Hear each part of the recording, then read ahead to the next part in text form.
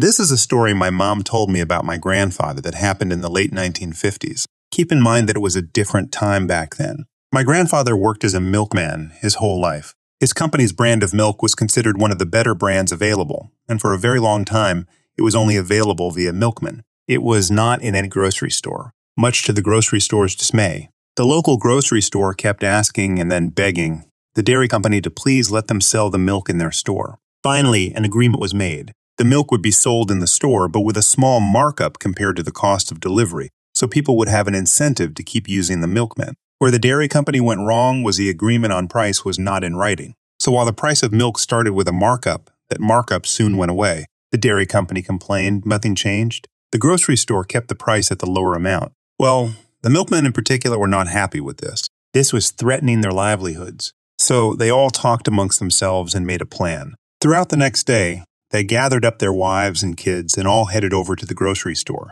Every adult grabbed a cart and started filling it with anything and everything non-perishable they could think of from as many different aisles and shelves as possible. As each one finished piling their cart as high as humanly possible, they'd wheel it to the front, leave it there, and simply walk out. Soon half the store's items were now go-backs piled in a ton of carts with the shelves looking bare and ragged. The next day, the milkmen checked the price of their milk in the store. No change. Their little demonstration hadn't worked, so they felt they had no choice. They stepped it up a notch. They now started taking all the perishables, anything that was supposed to be kept cool, cold, or hot, and started redistributing these items for the grocery store. The ice cream belongs behind all the cereal boxes, right?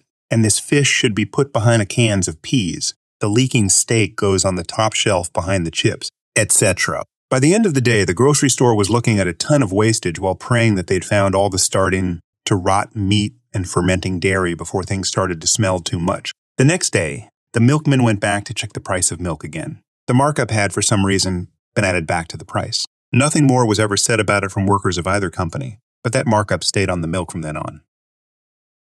I work security for a popular phone company in Dublin city centre. It's the flagship store, and it gets very busy. We have this one guy. I'll call Mark mostly because it's his name. He is rude, entitled, and ignorant. He comes in one day when there is a queue of maybe 6 people and walks right past it. I call him. He stops and I tell him to join the queue. He tells me he's too busy and needs to speak with someone. I'm about to approach him when the manager looks at me and gives me a reassuring nod. He's got this. So Mark walks straight to the manager, who is clearly doing some managerial stuff, and the manager tells him to wait. He's clearly busy. It's Ramadan, so the manager is fasting and in not a great mood. I'm waiting nearby because I can feel this is going to kick off because the manager is so hangry, and you can smell the food from the upstairs break room wafting down like the harbinger of tastiness and or hypoglycemic rage. I know the manager will probably kick off as bad as Mark will. I wait about 10 minutes, my eyes darting between the rest of the shop, and the two would be culprits when I see the manager put his pen down and close the logbook thingy he was working on. Still looking down, he takes a deep breath and looks up with a smile. Mark steps forward and the manager puts his hand up. "Not you. I'll serve the ones in the queue first," he says in his sternest but professional voice. "Fine," is all Mark can say, giving me a serious amount of side-eye. At this point, the queue had grown to over 15 people. I had to move away from that side of the shop to keep an eye on everything else. Mark looks at me and I tell him, again, to join the queue. No, I'm okay, is all he manages to get out. Fine then, wait outside the queue. Every time the manager finishes with a customer, Mark takes a step forward only to be rebuffed by a hand wave. The manager alternates between this and directly addressing the next customer to come to him. Mark won't go to the other member of staff because she has made an absolute show of him in public. Mark is a creep, and up until then was barely tolerated by staff. He knows better than to try her, so Mark waits and waits. People come and go. Mark sighs loudly every time the queue grows. He mutters something every time the manager tells him to wait. 40 minutes go by and the queue is down to one person. The manager goes for a glass of water and it's just me, Mark, the other staff member, and the customer. There's also a guy on the floor, but only 2 points of sale, so he's kind of irrelevant. Sorry, bro. He is fuming. His fat face is pure red and he is clenching his fists. I slowly walk near him and stand nearby. He knows to keep his mouth shut around me, so I watch him quietly burn in impotent rage, like an incense cone. The customer leaves and he stomps to the staff member, who gives him a look and says, "What?" This woman has negative time for him and less patience. She, a lovely woman and a great member of staff. Otherwise, this is just how shitty Mark is. Mark starts to blather on about an issue. The staff sits there for 5 minutes and lets him rant. It's vaguely offensive, but he knows better to insult the staff directly. When he finally finishes, she just tells him that's a contract issue and to ring the call center. Technically, she could have helped but didn't have to. Mark gets mad. He demands the manager, a staff member that was working, the floor goes up, take his sweet time, comes back down with a cup of tea for himself and another staff member, sits down and tells Mark the manager is on lunch. Cue a bunch of insults and slurs, and I ask him to leave. He squares up to me. He doesn't even reach my chest. I struggle to keep a straight face as the staff start giggling and he slinks out. Recently, I went to a grocery store. The store is a popular chain in my area. Most of the employees wear reddish polo shirts with black aprons or vests over them. Some just wear unbranded dress shirts or have dress codes unique to their department, like the coat worn by people in the meat department. I was wearing a black polo with a small logo for my OT clinic. This must have confused one of the other customers. I was picking up some ingredients for a bake sale going on at the grade school my girls attend. My wife was not only the organizer, she was baking 4 items to include in the sale. Since she was at home preparing cookies and brownies, I was sent to get more essentials like sugar and frosting. In the baking aisle, I was kneeling down to reach the large bags of sugar that are always on the bottom shelf. I was reaching towards the back of the bottom shelf since there weren't many bags left. While doing this, I was being careful not to overexert my right hand since I recently had to get stitches and it still hurt, cut with a razor while helping to set up a neighborhood haunted house. That's when I heard a high-pitched voice say, "I'll find it myself." I thought the voice was unnecessarily loud, but didn't really give it a second thought as I grabbed the bag and lifted it up to my cart. I placed it on the handle on top of the cart for a moment to give my hand a rest when a woman grabbed the bag off of my cart, put it in her own, and said, "Great, I don't have to go looking for it now." It was the same voice, and before I could react, she happily walked away and was out of sight as soon as she turned at the end of the aisle. There was nothing for me to do but bend down again and start the process over to get the last bag of sugar. After getting butter and eggs from the back of the store, I went through the condiments aisle to get to the front. The moment I entered the aisle, I saw the woman. I wanted to see if she would say anything as I walked by, but she was occupied with another customer. "Sir!" The woman's voice was so loud and piercing, it literally made me stop in my tracks for a moment. "Could you help me reach the ketchup? I need ketchup." She pointed to the top shelf that held the larger sizes of ketchup bottles. She hasn't seen me yet. She was speaking to an elderly gentleman who was walking with the aid of a cane. "They're too far back," the woman exclaimed. "I wish I could help you," the man replied, "but I don't think I'll have any more luck than you." The man wasn't much taller than the woman. "But I can't reach the ketchup and I need it." Fearing that she would not leave the man alone, I stepped in. "I'll get the ketchup for you, ma'am." Reaching up was much easier than getting under a shelf. I could easily use my left hand to grab a bottle for the lady. She looked over her shoulder at me and then turned back to the gentleman. "Let the employee get it."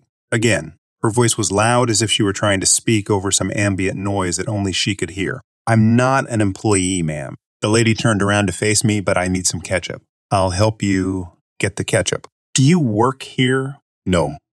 "Why do you want ketchup?" "I don't want any ketchup. I'm trying to help you." "I need ketchup." She pointed to the top shelf again. "I know," I said, failing to hide the frustration in my voice. I had to reach over her outstretched arm, but I grabbed the bottle that she appeared to be pointing at. I tried to hand the bottle to her, but she looked at it in my hand and said, "That's not big enough. I need the big ketchup." I sighed and put the bottle back before picking up a 64 Oz bottle. "The lid is on top," the woman whined. "What?" I asked, thoroughly confused. "The lid is on the top of the ketchup. I need the ketchup with the lid on the bottom." "You said you wanted the big one. There are only 2 choices. A 64 Oz bottle with the lid on top or a 32 Oz bottle with an inverted lid. I need the big ketchup with the lid on the bottom." I summoned patience I didn't know that I had. "Perhaps you should get 2 of the 32-ounce bottles with the lid on the bottom." I put the larger bottle back and picked up the inverted ketchup bottle. When I held the bottle out for her to take, she just stared at it. So I put it in her cart, next to the large bag of sugar, and grabbed a second bottle. This one she took from me. "I need the big ketchup." This time the woman really yelled. "This isn't the big ketchup. I need the big ketchup." She drew the attention of the entire store, including several employees that curiously looked in from the end of the aisle. "I'm sorry," I said. "I don't think I can help you with your ketchup problem anymore." As I reached for my cart, the woman threw the bottle of ketchup at me. I reacted by deflecting it away with my sutured hand. "Ah!" I exclaimed in pain. The bottle went flying into the shelf on the opposite side of the ketchup display with a loud cracking sound. Ketchup sprayed all over the products on the shelf. The lid of the bottle had cracked and broke off on impact. "What's going on here?" A woman who appeared to be the manager stepped up from behind the other employees. "He doesn't work here," the obnoxious woman yelled. "Ma'am, Calm down, the manager said, trying to get the lady to quiet down. Tell me, he acts like he works here. The woman started pointing at me. He doesn't work here. Employees should help the customers. He doesn't work here. I tried to ignore the lady and inspected my hand. It was painful but no serious damage. No, he doesn't work here, the manager said calmly. He followed me through the store and pretended to work here. That's not true, the elderly gentleman spoke up. He offered to help her. He explained that he doesn't work here after she asked him. He kept trying to give me the wrong ketchup. To everyone's relief, the woman was now speaking at her normal volume. The man with the cane continued. That man was being as helpful as he could. She wasn't being reasonable. The manager saw me looking at my hand. Are you hurt? I'll be fine, I replied. I'm sorry for the mess. One of the other employees stepped close to the manager and spoke in a low voice. That woman threw the bottle at him. We all saw it. That's true, the old man added. Take him and his stuff to customer service and wait for me, the manager told the employee. If he needs anything for his hand, get it for him. The employee took hold of my cart and asked me to follow him. As I left the aisle, the woman asked, Are you kicking him out? No, the manager replied. At the customer service desk up front, I asked for ice for my hand and the employees promptly provided it. The customer service clerk asked us what happened. I don't know. I started to explain. He should be kicked out for pretending to work here. The loud, shrill voice could be heard through the store. A moment later, the elderly man with the can walked up to the front of the store and sat on a bench near the customer service desk. That woman is crazy, he said. Then 2 cops came into the store and followed an employee to the condiments aisle. I have to call my wife, I said. I'm supposed to get this stuff for the bake sale to her, and it looks like this might take a while. Is that the school bake sale? The customer service clerk asked. Yes, I said as I made the call. You know it? My daughter goes to that school. Really? My wife is organizing the bake sale. At this point, the call connects and my wife picks up. I tried to explain to her what happened and that it might take longer than expected before I'm home. However, I had to cut my call short when one of the police officers started asking me questions. He asked me a few questions to get my side of the events. I told him everything, including what happened with the sugar. The manager arrived at customer service while I was talking to the officer.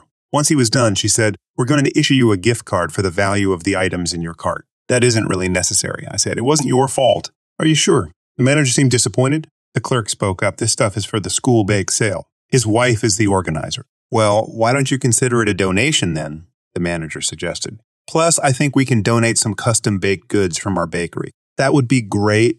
Have your wife call me as soon as possible. We'll work something out. The clerk and the employee that got ice from me rang up my items, asked if I needed anything else, and issued a gift card for just over the amount of my total, and used it to pay for the groceries. They gave me the card, which had less than $5 left. During that time, the cop interviewed the old man. When he was done, the old man asked, What happened to that lady? She's been banned from the store, the manager said coldly and walked away with the officer. We both watched as the second officer escorted the lady out of the store as the manager and first officer followed. So I worked for the IT help desk of our local city council when one early morning at around 5:30 a.m., my mother stormed into my room, scaring the crap out of me and my cat. Half asleep, I asked why she was screaming at me. Clearly in a panic, she told me that the police were on the phone and asking for me. Now, I won't go into detail, but suffice to say my first thoughts were, what did I do now? And I didn't do anything, did I? Still half asleep, I walked downstairs and got on the phone and vaguely asked yes. I got a reply along the lines of, God damned it, it's always the same with you guys. Don't you know it's market day? Yeah.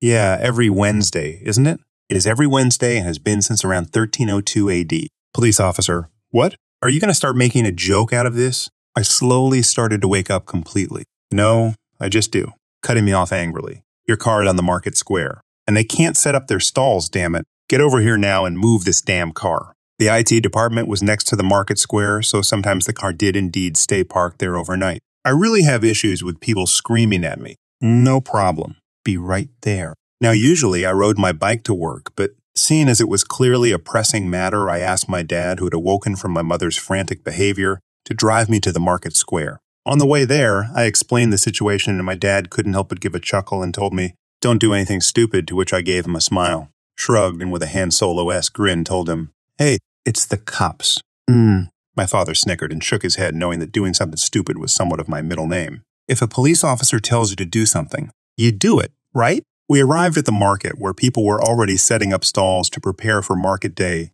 except for where I spotted the car of the IT hardware department, and about 15 meters behind it, a police car with its lights flashing. I got out, and slowly walked over to the two officers that were standing near their car. One of them immediately launched into a tirade about how we were all the same and how we IT guys always thought we ran things, which basically we did, including their IT.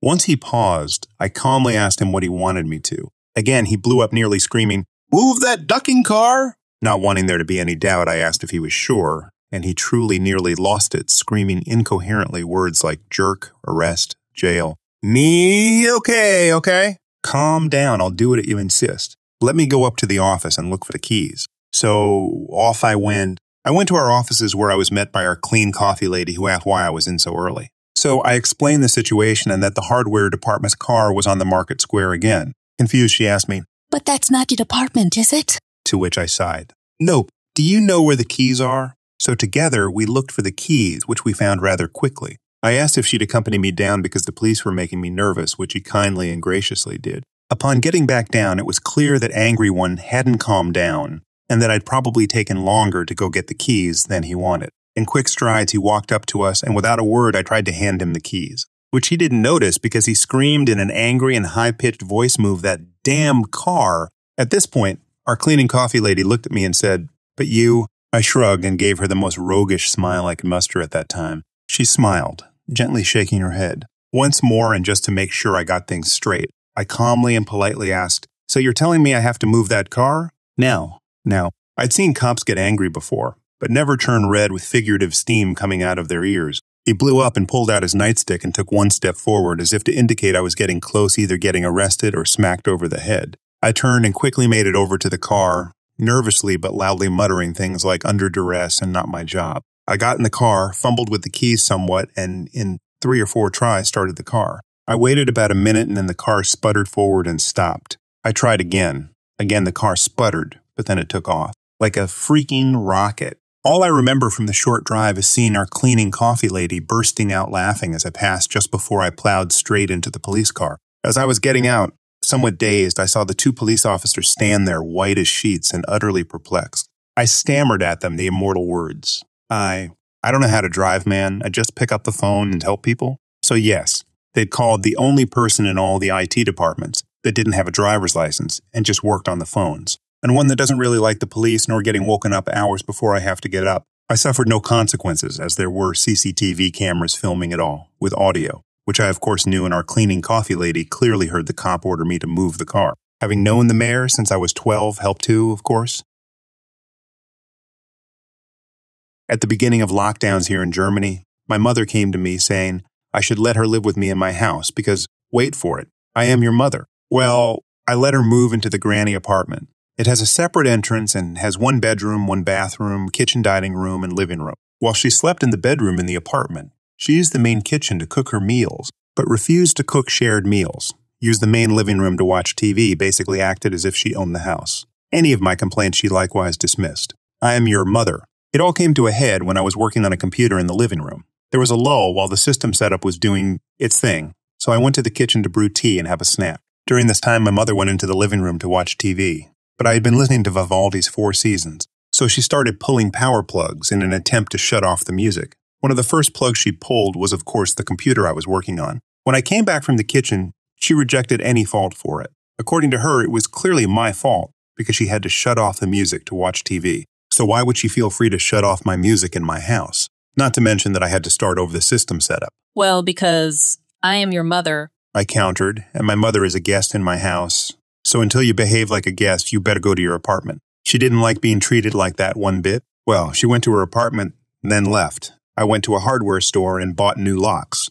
Until then, the keys for the main door also worked for the apartment door and vice versa. The inside door connecting the apartment and the main house didn't have a lock at all. So yes, I locked her out of the main part of the house. And then the phone call started. First, my brother, to whom I suggested he take her in. The house he lives in alone is even larger than mine. Then my older sister, who has 2 spare rooms in her and her husband's condo since her children moved out long ago, and who didn't like the suggestion that she should take our mother in. My sister's daughter was somewhat surprised when I explained to her that the house belongs to me and not to her grandmother. Her brother only called to get my confirmation about that. My brother's son was actually on my side, but warned me about my mother planning something. So a few days later, while running errands, I got a call from the hardware store, from which I bought the new locks. They told me that the police had called them to send someone to open the house. What had my mother done? She called the police for help because her son had locked her out of her house. When the officers at my house confronted me with that, I simply told them to try her key at the door on the side.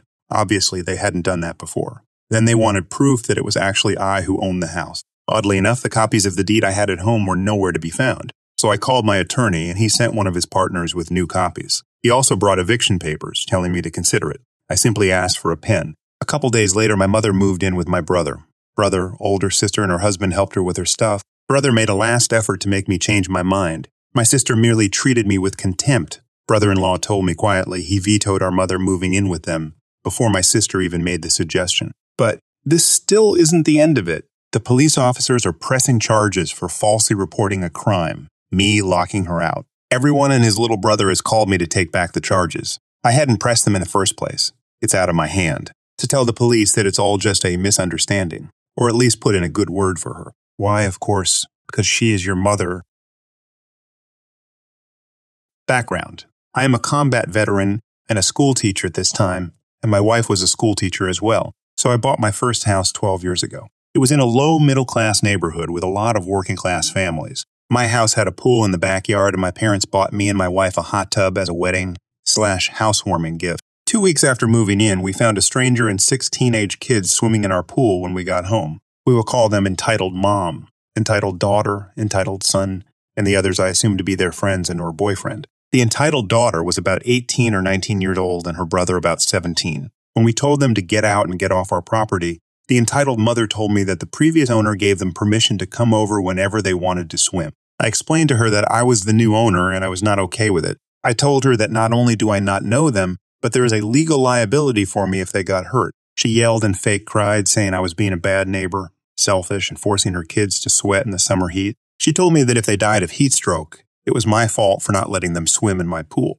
I told her to get off my property and never return. Fast forward 2 weeks. I had put up a no trespassing sign on my property in multiple spots and had gotten to know many of the not entitled neighbors. They were great and told me to ignore the entitled mother and her kids. They told us she was already bad-mouthing us, but no one ever believed her. Now I start to notice when I wake up in the morning that there is evidence of people using my pool and hot tub at night when we are asleep or away. I find beer cans and cigarette butts. I figure it has to be the entitled mother or her brats. So I install cameras on the ground and start videotaping. Sure enough, I catch the entitled daughter and a few others hanging out in my pool Friday nights when my wife and I are out. Friday nights, she goes to a friend's house for movies and wine, and I play Warhammer 40K card games. I figure they must have been waiting for us to leave and then threw a mini party or were quietly swimming while we slept. So I discussed it with my wife and decided to teach the entitled mother and her brats a lesson. So the next Friday night, I park my car a street over, and my wife does the same. We wait in the dark house to see if any of them come over.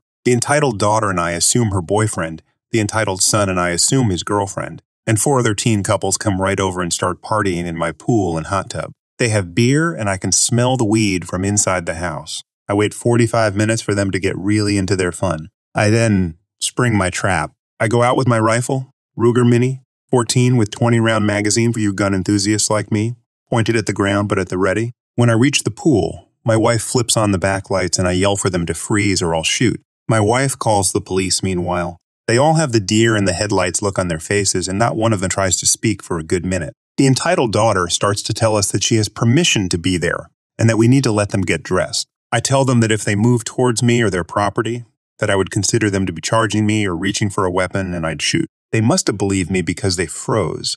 Not being a total jerk, I say that I will throw them all their clothing. I then walk over to their piles of clothing, phones, and purses and throw everything into the pool. They freak out trying to save their phones and other goods. After 10 minutes, the police show up and they have the kids climb out of the pool wearing their soaked clothes and trying to shake their phones dry. I show the police the videos from our cameras, the no trespassing signs, and explain to them that I had told them and their mother they were persona non grata. The kids were arrested for trespassing, possession of a controlled substance, underage drinking, and indecent exposure. The police recommended that next time I leave the gun in the safe and let them just come and get them. I told them that I thought they may attack my wife and had to stand my ground. I proved that I never pointed it at them with the videos, so I couldn't be charged with anything. As the kids are being loaded into the police cruisers, the entitled mother shows up yelling at the police and my wife and I. She demands that the police let them go and even tries to open the door on one of the cruisers. The police threaten her with being arrested if she doesn't back off and leave my wife and I alone. I later found out that the charges against the teens were reduced and they all to plea deals.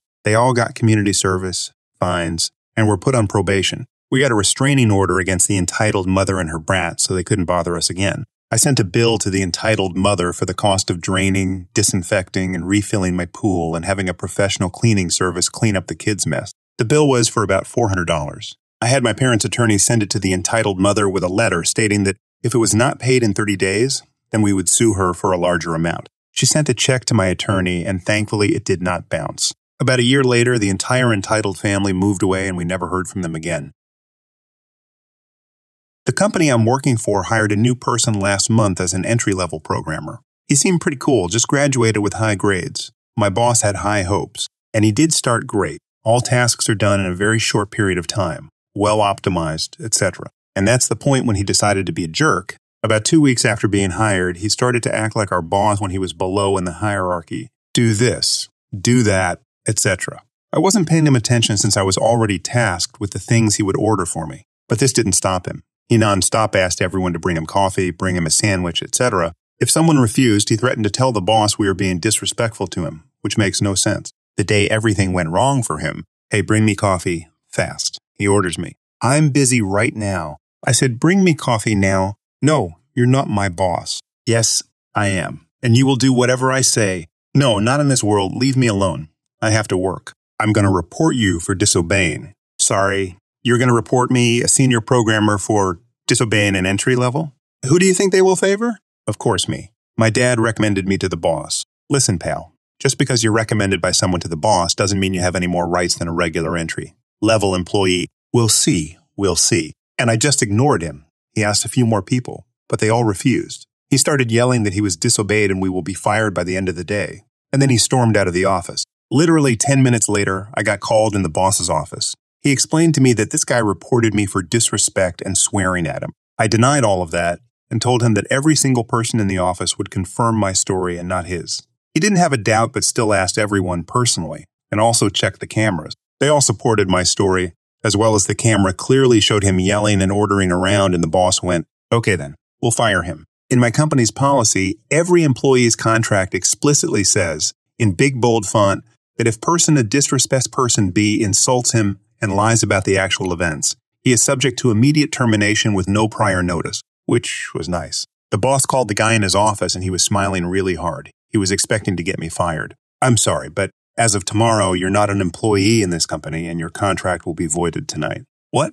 My dad recommended me here? You can't fire me? Don't yell in my office. Just because your dad recommended you doesn't mean you are entitled to anything more than a position. Your dad is a great person, but your behavior is completely unacceptable. I didn't do anything. Just asked for a coffee and they refused. That's the point. No one is required to bring you coffee. You can't just order around and think you're the boss here. If you fire me, I'll sue you. I'll stop you here. If you try to sue me or the company, I'll be more than happy to present to the judge all the evidence we have. Camera recordings, eyewitness accounts, etc. Now, if you do not leave the territory of the company, I will call the guards and report you for trespassing. You can't. Okay, that's it. Security, and the guards escorted him out. And on the way out, everyone started applauding the guards.